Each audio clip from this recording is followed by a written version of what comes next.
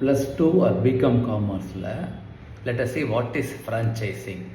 FRANCH. Okay, அது மாதிரி background சொல்லிடுறேன்.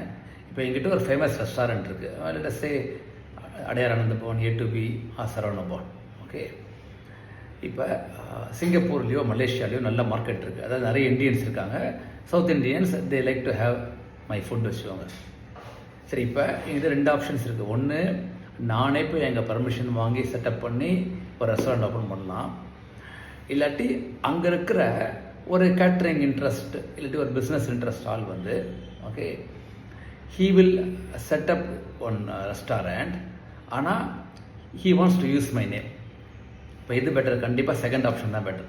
ஸோ அப்போ நான் என்ன சொல்வேன், சார் நீங்கள் ஓப்பன் பண்ணிங்கன்னா இந்த மாதிரி நேம் போர்டு இருக்கணும், இந்த மெனு கார்டு இருக்கணும், இந்த மெனுனா இந்த லஞ்ச்னா இந்த ஐட்டம்ஸ்லாம் இருக்கணும், ஓகே இந்த மாதிரி டைப் தான் நீங்கள் வந்து ஆயில் யூஸ் பண்ணணும் அப்படின்னு சொல்லிட்டு I will list all the requirements. Okay, that is called franchising basically.